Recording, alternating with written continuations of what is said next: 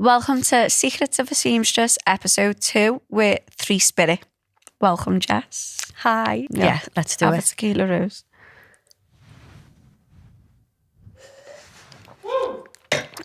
I need another one.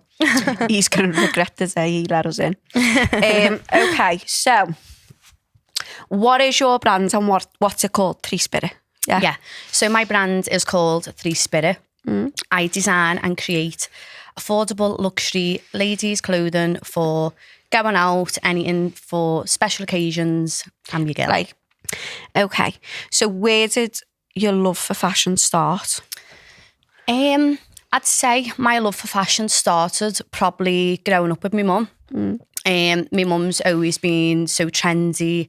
She's so glamorous, and I remember when I was a kid growing up with her, she was like a 90s supermodel. Yeah. Like she always wore like a suit Yeah. with like a bra underneath with like a diamante choker. So I think growing up around her, I was just automatically used to fashion, and the way she dressed, I think, kind of shaped the way I dress and the way I design now. Yeah. So did you go to college or university? No, I did go to college and university, but I went to college. I've done about 1 million courses for like hair, beauty, makeup, lash lift, anything beauty. I could do it. Yeah. But I did actually do a degree in makeup art and design. Yeah, because you used to be a makeup artist, didn't you? Yeah, for 10 years. Yeah. But now I've got no fashion qualifications whatsoever. You know, your makeup, was that your first job? Yeah, so I was a junior first in my mum's salon, but yeah, I was a makeup artist. I was a makeup artist for 10 years, as I've just said. And yeah, I went on to like have my own salon called Self Love Club. Yeah. And yeah, I've done that for a long time. Okay, so when did you start your brand? So I think it was COVID when I was pregnant with Harry, and I just thought I can't carry on like this, working every weekend. Yeah. I had the salon. I loved the salon, but I just thought, no, I need something that's going to enable me to be able to work my own hours. So I thought, okay, I'm going to go into interior design. Yeah. So I got a sewing machine, started making cushions. I wanted to make, do you know them cushions where like you could have your name like embroidered into them? Yeah. Like them velvet ones with the piping. I made one of them first, and then I don't know, I just fell in love with using the machine and decided I was going to make bikinis. Yeah. And started from there. So we just started from there. You know, COVID, the pandemic, should we say, did it? I suppose it didn't really affect your fashion business because that's when you started, maybe. Yeah. If it wasn't for COVID, I would never have started. But it was just as we were coming out of COVID, I launched my first collection, which was like the bikinis and the very first time I'd done the knot overset was in that very first collection. I suppose everyone was going away when we were coming out of COVID. They wanted to go out more, didn't they? Yeah. It was like we lost like 2 years of our lives, weren't Yeah, it? that's when the restrictions for travel and that was first lifted, so it was a good time and like, but not planned. Yeah. Have you ever had a team work for you? No, I've always worked with freelance seamstresses or like freelance seamstresses who've had their own team, but I've never actually had like an in-house team work for me. Okay, so manufacturing wise, you know, do you get your stuff manufacturers or you're sticking with the seamstress? No, so whilst I was building the brand up, I did use seamstresses, as I've just said, and it was getting to the point where I was putting them all under a bit too much pressure. I was like, I couldn't keep up with the best sellers. They were constantly selling out. I was like, I need more. Yeah. And I just thought, you know what? I want to up my quality. Yeah. I want to up the quantity. And it was time then to actually go and try and find a proper manufacturer. How did you find your manufacturer? So I've definitely kissed a few frogs with my manufacturers, as you know. Yeah. I've tried so many people. I've tried so many people in the UK and I've tried a couple abroad. But for me, how I've found the one that I'm working with currently, which fingers crossed is the one, I just literally decided where I wanted to manufacture. Yeah. So I know people do it in like Turkey, Bali, Portugal, China. So I just reached out to a couple of companies all over the world and said like, what's your lead time? What's your minimum quantities? Send pictures of my best sellers so I could see, get like a rough price off them for what it would cost to produce. Yeah. And sort of narrow down what country I wanted to go to. So I did actually go and visit a couple abroad. So you travelled to find your manufacturer, basically, didn't you? Yeah. I did go over and see them. And it's so surprising because probably I had 5 that I was going to visit, and the ones that I thought would be the best off the pictures were the worst. Yeah. So yeah, I do think actually getting samples back off a factory, I think that'd be my point of call. If I was going to do it and not go and visit, I would say get samples off like your top 3 or however many you can afford and actually see the quality, because people lie. People definitely lie about what their work is. It's so time consuming now, isn't it? And it's so expensive. Yeah. The amount of money I've lost actually trialing with all the manufacturers I've worked with, all the sampling. Money talks, really, doesn't it? Yeah, like, it does. You know, I'm okay because I can sew and I can make my own samples and do this and that. But when you're constantly back and forth with someone, like the communication's got to be there. Yeah. And, you know, you seem to have hit the nail on the head with this one. So hopefully this manufacturers... the quality is definitely what I've been looking for, but it's just, like, as you said, the communication, things like that, everything takes a lot longer. And you don't anticipate that when you're going in with a new factory, but this is it though, isn't it? Like, it's taken you so many months to just get so many designs produced and that, and then you've got like these fashion brands copying you and having them out within a couple of weeks. How do you feel about fast fashion? I'm not against it.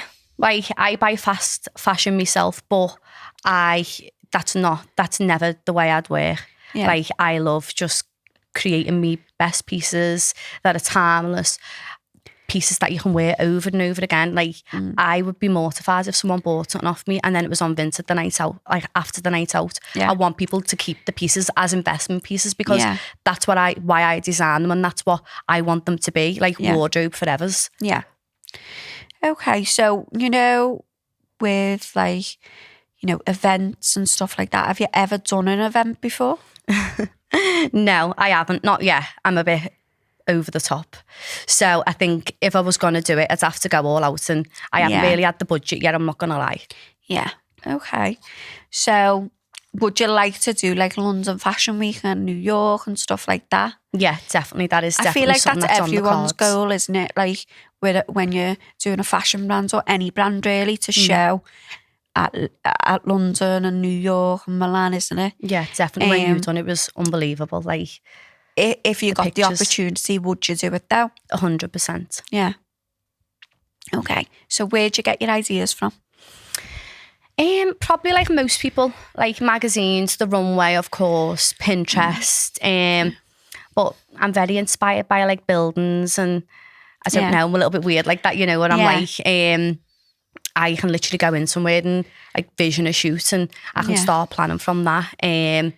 But yeah, probably the same as everyone, but designing isn't really a problem for me. I've got designs coming out my ears. It's just the business side I find is so hard with having a brand. Yeah. Right. Where do you get your fabrics from? So at the minute, I have got a fabric sourcing agent who works within my manufacturers, which is helpful, but not helpful. It takes so long to find the right fabric. When I heard that this was a thing, I was like, amazing. Gonna save me a job, but it doesn't. It does, but it doesn't. But before that, I've always got fabrics locally from like the Fabric Place off Danielle, like Miller and McHugh.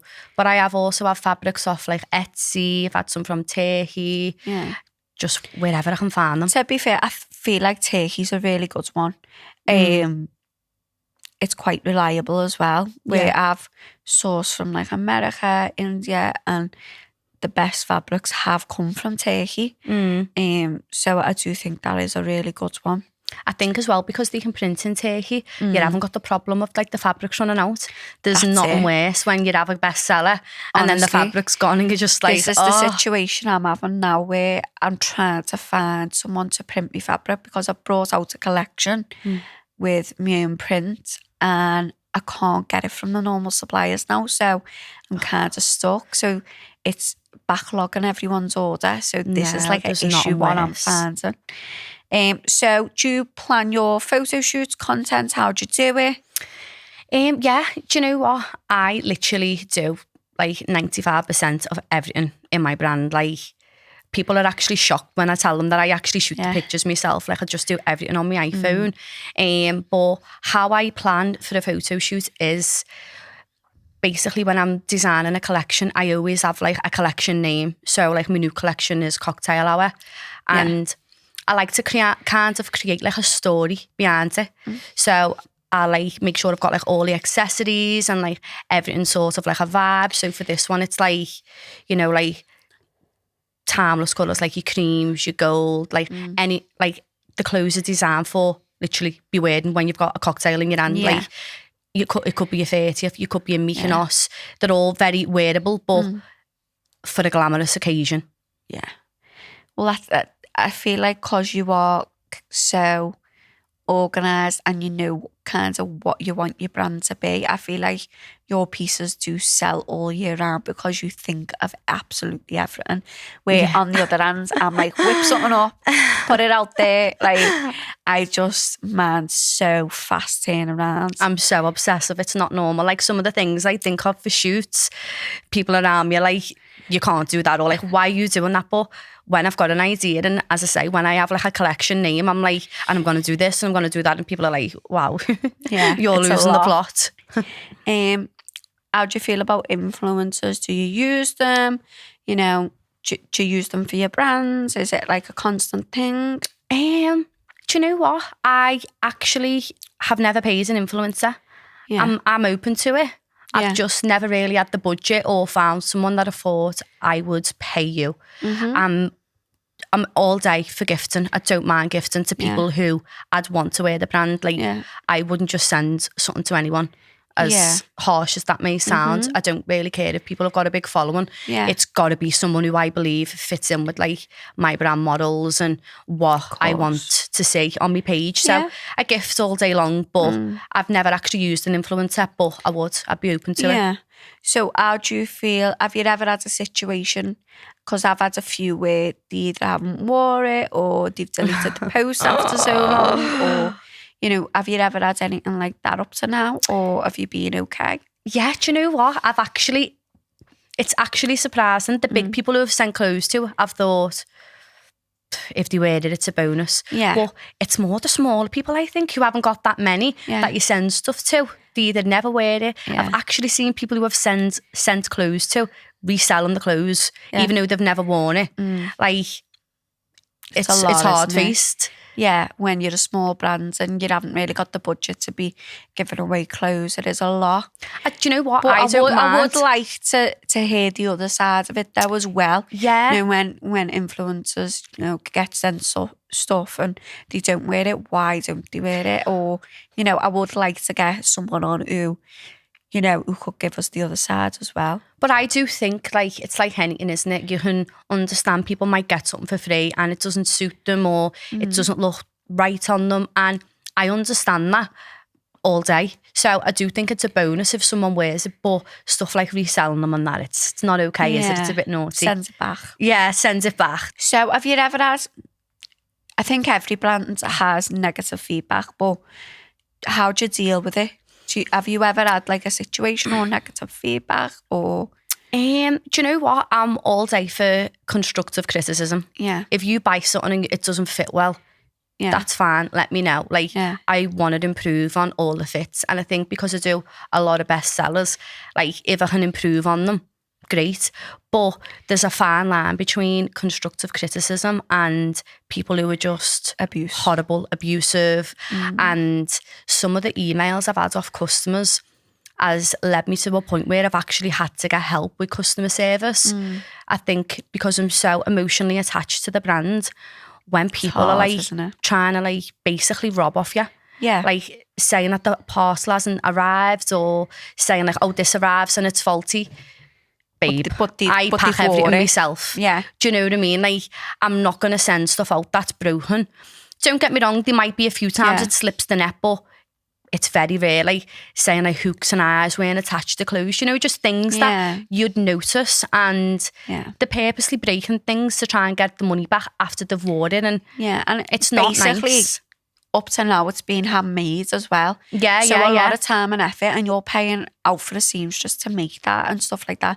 And people don't realise that. They're just thinking you're like pretty little thing, getting it thrown together in a factory and sending it out to them, when that's not the case. You're putting a lot of time, effort, money into this outfit, and basically they're wearing it, ripping it, sending it back to get the money back. And it's hard, isn't it? Like, you're a brand owner trying to get on, and don't get me wrong, it's like 5%, maybe less, of people that do that. But when you're a small business, it hits you hard, because you start getting all depressed about it, thinking your brand's not good enough and stuff like that. I can't sleep overnight. Yeah. I had a customer who bought something from me, and it arrived, and she didn't like it, fair enough. But she sent it back to me, and it got sent to my office at the time. And for what reason, I don't know, Royal Mail didn't deliver it, so it got sent back to the customer. And she threatened me with trading standards. She threatened me with HMRC. She threatened me with the small court, because she wasn't willing to send the dress back to me. Yeah. But she wanted me to give her a refund. She was saying she doesn't trust couriers. So she wants the money back. So she wanted to keep the dress and get the money. And at that point, I just thought, I can't deal with customers no more, because it affects me so much. Mentally. Like, it's so hard. Like, it's quite draining, isn't it? Yeah, like, but it gives you the worst anxiety. And I think they must think you're a big, massive team of people where like things are just getting like, come on, I'm not selling like 300 pieces a day, love. Like, it's small. Yeah. And that's what hurts more than anything, I think. Yeah, when you've worked so hard and you're trying to navigate each situation with them. What I find difficult as well, like, I've had situations where, you know, they've wore the outfit, being on Instagram wearing it, and then sent it back and said they haven't worn it and stuff like that. The worst. And so much of that. You know what? If people didn't do that and was a bit more genuine, I think, you know, people's policies would change, and definitely some people wouldn't have no refund policies and stuff like that. But because you do get this small amount of people basically taking the piss, you know, it's hard for small businesses to get on and, you know, have certain policies and stuff, isn't it? But girlies, we do love our customers. Yeah, we do. There's only a small percentage that do that, but this podcast is all about, you know, the good and the bad, basically. And this is trying to highlight, like, you know, you've got to be transparent about what it is like. Podcast now, it's all well and good coming on and saying, you know, a success story. I made 25k in 24 hours. Yeah. But that hasn't happened to me yet. Yeah. Sadly. But, you know, they're not actually telling you what they're doing, where the supplier is. You know, they're not helping anyone. But all well and good giving you a success story. Yeah. And, you know, it is inspirational. But, you know, no one actually tells you the bad stuff. I know. No one actually tells you, like, the long nights or, like, the refunds or, you know, they're not actually how did you get there? Yeah, how did you get there? Help us. And this is what this podcast is all about. Yeah, I'm loving it. So, if someone invests 1 million into you building a new brand, who would you employ? Who's your top 5 local people that you'd employ for that company? Probably you. Oh, thank you. For me first, because I feel like I run a lot of my ideas by you anyway. Yeah. I feel like me and you've got such a good relationship, considering we're both obviously brand owners and we sell to a lot of similar people. Same people. But I feel like you give me a lot of unbiased advice. And obviously you're a lot more experienced than me, and I do literally any problems I have, I'm like, Been going for a decade. So I'd say you, if I could pick another designer in the city that I think would be valuable to have on my team, I'd say would be Francesca. Yeah. From Francesca Couture. She's the OG, isn't she? She is the OG. Like, she's nice, everyone's inspiration. Nice, I know. And I feel like, do you know what? I do feel like there can be a little bit of cattiness when you start on a brand. And I've been through that, let me tell you. And I feel like Francesca was always, I feel like, not that she welcomed me with big arms, because there was nothing to welcome to, but she was supportive from the day I started. She seemed so genuine. And again, I know she's like manufactured overseas, so I'd love to have a bit of her advice on board, and a designs are immaculate. Francesca, you're going to have to come on the podcast. Yeah, I feel like she's, a designs are immaculate. You can just tell by looking at them the good quality. So she, I think, would be amazing to have on a team. And as you say, she seems lovely.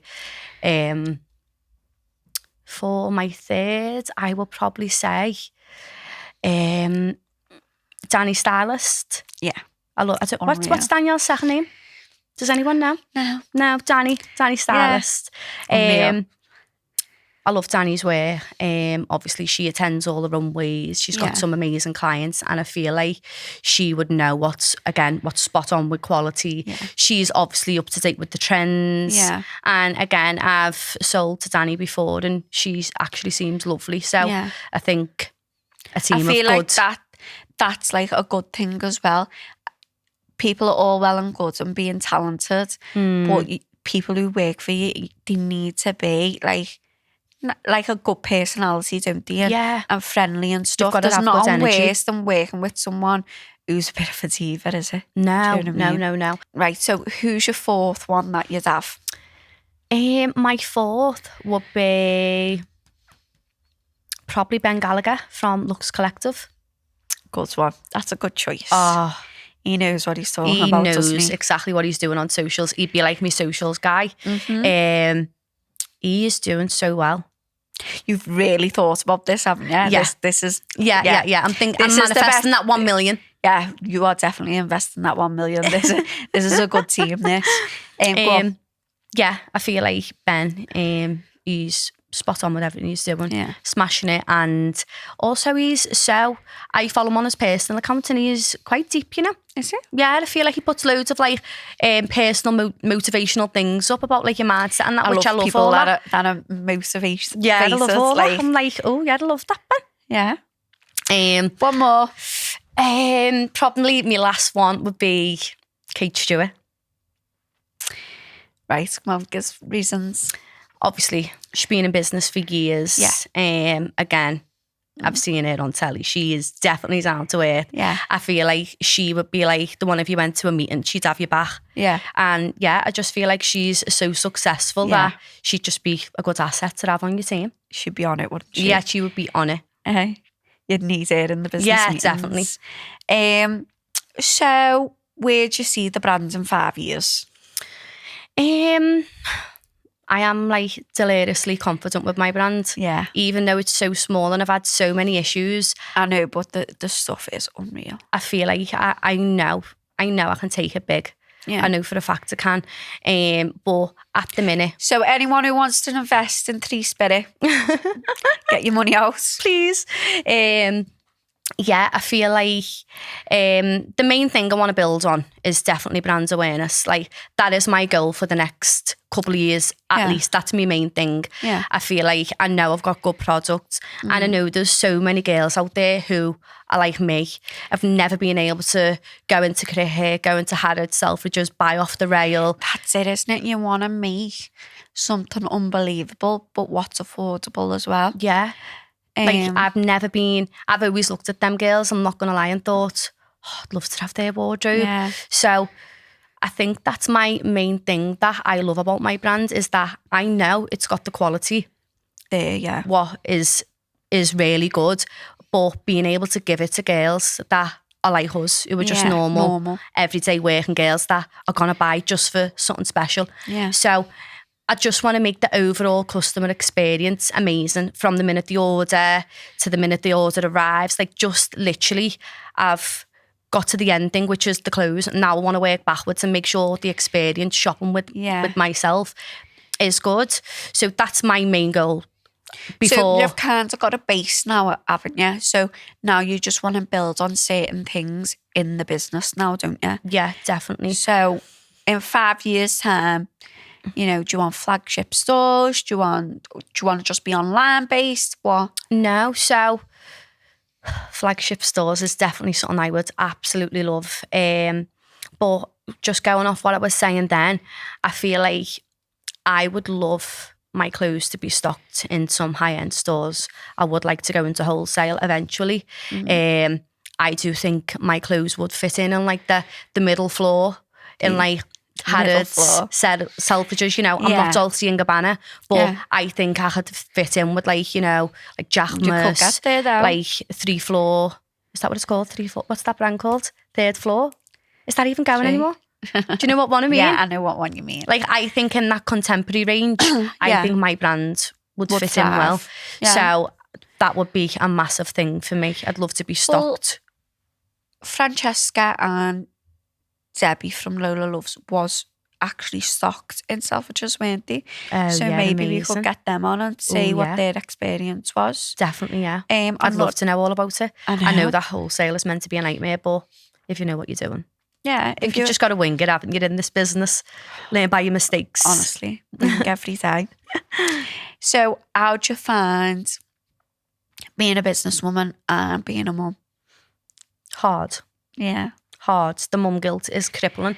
Yeah. And I think that's like a massive part again, when like you feel like things aren't going well with work. I literally get up at 5 every morning, sit with my laptop for an hour before the kids get up at 6. I put the kids to bed, I work again. They're in school. Well, not in school, they're in nursery. And I literally, every single second counts. It's constant, isn't and it? I don't even like, I feel like it comes to a sacrifice with like your relationships, your friends and people who you love. You know what though? When my friends just know, like they will not, I will mute that group chat and won't speak to them for 6 months. But you know, when I do text them, it's like we spoke yesterday. Yeah. But they know, because my life is so chaotic with the business, the kids, you know, my siblings. My life is dead chaotic, but I do love the fact that my friendship group, they know it's so chaotic. So in 6 months' time, I could speak to them and they'd understand. Yeah, I think that's the best thing. I think when you're surrounded with like people who understand you and they give you that space, that is literally the best. But I would say that's what, I just think you've got to make the sacrifices, and you need good people who are gonna be there for you and help you. You might not hear off me for 6 months, but I'm going to ring you and tell you tomorrow that my whole order's gone bust and I'm on the floor crying. But you need that person to like push you. Do you have that like one friend or one person that does push you? Do you know what? I'd say my dad. Oh.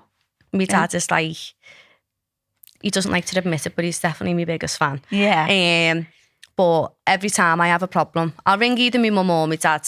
But my dad, he's like, come on, kid, you've got this. If it was easy, everyone would be doing it. Come on. And I'm like, okay, I need to throw that bag. And I'm like, yeah. It's like you need a little person telling you, no, you've got this. You know, you can do this. Like where my people are like my mum and dad, but because I've got sisters, you know, my younger sister texted me and I was like, I can't do this. I just want to close the shop. Can't do it. It's not worth it. I'm losing all my clients. I'm giving up. I can't do it. And she was like, no, you get out that bed. You can do this. She was like sending me in all things from the catwalk, Net-a-Porter, cricket, saying, you know, you need to do these styles, change it up a bit. You know, you've got this, blah, blah. So she was like, make them all to my size. I'll model them for you. Is this morning? Yeah, she's unreal, isn't she? And she was like, right, you've got this, right? What we're going to do is I'm going to model them for you. And I was like, is that where that disaster, by the way? So I said to her, well, where are we going to shoot? Like, we've got nowhere to shoot because I didn't have the photo shoot thing built in the unit as of yet. And she was like, right, I'm just going to ring neighbourhoods and we're going to book in and I'm going to be your assistant and I'm going to ring them and say, we're doing a photo shoot. She rang them, got the shoot booked in. Love that confidence, Marnie. Do it for me. We took the 2 kids with us. No. 1 camera. And she put on the whole collection for me, took pictures of it. And I was booked up for about 8 weeks after that. So she kind of saved the day. Do you know what I mean? But she was like, no, Paige, you've got to do this. Do not let another person or another brand shut your business down. You know, you've got this. But I feel like you need that supportive person to give you that little push to say, no, she's not going to take your business. Yeah. Get up out that bed. We've got this. Do you know what I mean? And people most probably looked at the Instagram at the time thinking, oh, she's done a big fabulous shoot in neighbourhoods. Do they know we had 2 kids in the prams? Stop my it. own camera. And she just worked the camera. She's unreal. But, you know, I have got them supportive people around me where, you know, they do motivate me. I most probably wouldn't have the business without them, to be fair. Because every time, you know, something's come up, they've been like, no, let's do it. You know, you've got this, do you know what I mean? But as you said with your dad, I feel like you need that someone, don't you? Yeah. I always feel like as well, when you feel like you're at rock bottom, sometimes your comeback's better than what you've been doing altogether. Yeah, so when I done that... That's what I'm manifesting for this next collection. I was... it was like unbelievable that I was booked up for that many weeks because I was the sole person as well at the time making the clothes and stuff, and I just couldn't believe that it blew up that much.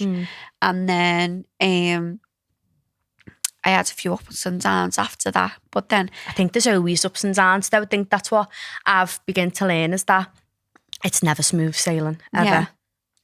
You know, at Christmas my collection didn't do as well as I thought it was gonna do, but then this summer collection is kind of bringing me back on my feet. I do love that summer collection. So now. You know, it is like swings and roundabouts, isn't it? Definitely. Thanks for coming on, Jess. This was took about 10 takes, but did you enjoy it? Yeah, I've loved it. Thank you so much. It wasn't as bad as I thought it was going to be. Thanks for watching. If you liked it, please subscribe to our YouTube and we will see you next week.